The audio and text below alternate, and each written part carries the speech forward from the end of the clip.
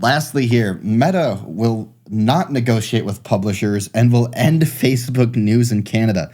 So Canada passed a law basically saying if you are using news articles from other sites, you need to negotiate content deals with those publishers for links shared on your platform. So if you're on Twitter and you're like, this article was sweet, look at this, my following people. You sent that out, Twitter would have to pay whatever place you got that article from for that article to be shared on the platform, which is kind of interesting. But so Facebook's take was just, we're not figuring that out. I don't even think this is necessarily, I'm sure a little bit of it is about the money. I'm not saying it's like completely not about the money. But I think the biggest thing here is imagine all the news sources out there that get put on Twitter every day or put on Facebook or Instagram. And now you got to go through and you got to go to all of those companies and be like, how much do you want per share of article? And then you have to agree on it based off what Meta's making off of whatever that tweet made, basically. So just I think the News Act itself it's got a good thought behind it, but the actual execution of it is an absolute disaster. So as Meta threatened in March, it promptly announced yesterday it would be quickly ending its news access on Facebook and Instagram in response to the new law.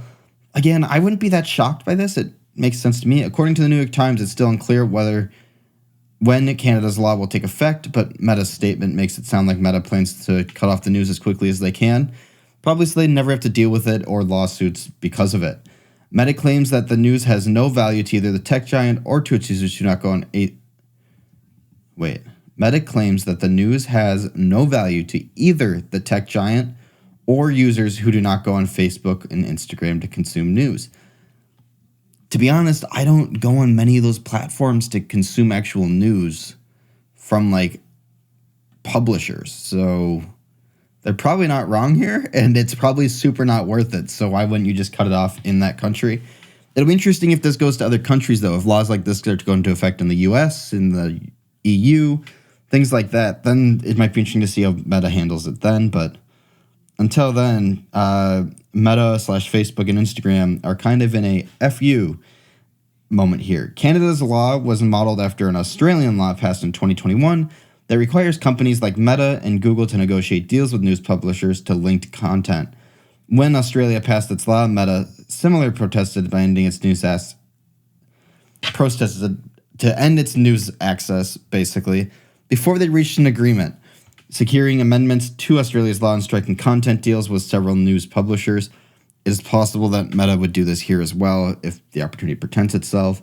But both Meta and Google have met with the Canadian government over this week, and the government spokesperson said that Canada looks forward to having more talks with the tech companies, which is just what you would say if you were the spokesperson. You would just put that out there because that's what's supposed to do.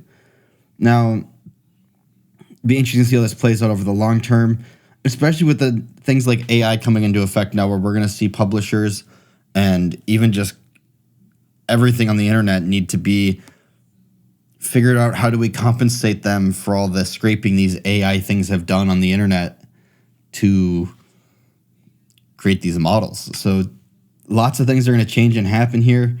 I'd be shocked if they don't reach another agreement here, because I'm guessing Canada's going to realize how much money Meta brings in to the Canadian government, and money's involved. Everything gets a little skiffy.